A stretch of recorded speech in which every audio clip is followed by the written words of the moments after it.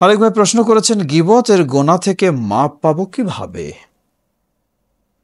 জবাব, গীবতের গোনা থেকে মাপ পাবো কিভাবে, গুরুত্বপূর্ণ বিষয়। কারণ গীবত তো হলো হারাম কাজ, কবিরা গোনা, সেটা থেকে তো অবশ্যই মাপ পেতে হবে। এমনি এমনি মাফ হবে না। এটা সগীরা অপরাধ এমনি এমনি বিভিন্ন ইবাদতের মাধ্যমে আল্লাহ মাফ করে দেন, কিন্তু কবিরা গুনাহ তো আল্লাহ করবেন না। এটি আল্লাহর ইচ্ছাধীন। আল্লাহ ইচ্ছা করলে করতে পারেন, আবার ইচ্ছা করলে আল্লাহ শাস্তিও দিতে পারেন। এটি আহলে সুন্নাহ ওয়াল জামাতের আকীদা।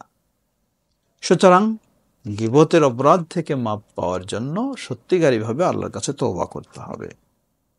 সেই তওবা প্রথম হলো গীবত যে চর্চা স্বভাবটা, এটিকে বর্জন করতে হবে, ফিরে আসতে হবে। দ্বিতীয়, প্রতিজ্ঞা থাকতে হবে যে আর ভবিষ্যতে আমি এই গীবত কর্মকাণ্ড করব না। তৃতীয় হলো, এটি হতে হবে একমাত্র আল্লাহর সন্তুষ্টি, আল্লাহকে খুশি করার জন্য। চতুর্থ, এটি সময়ের মধ্যে হতে হবে। পঞ্চম, যদি যার গীবত করা হয়েছে তিনি জানেন এবং খুব কষ্ট পেয়ে থাকেন, তাহলে তার কাছেও ক্ষমা চাইতে হবে সম্ভব অনুযায়ী। না হলে তার জন্য বেশি বেশি, না পারলে তার জন্য বেশি বেশি দোয়া করা। তাহলে ইনশাআল্লাহ আশা করা যায় আল্লাহ সুবহানাহু ওয়া তাআলা ক্ষমা করবেন। ওয়াল্লাহু তাআলা আ'লাম। আসসালামু আলাইকুম ওয়া রাহমাতুল্লাহি ওয়া বারাকাতুহু।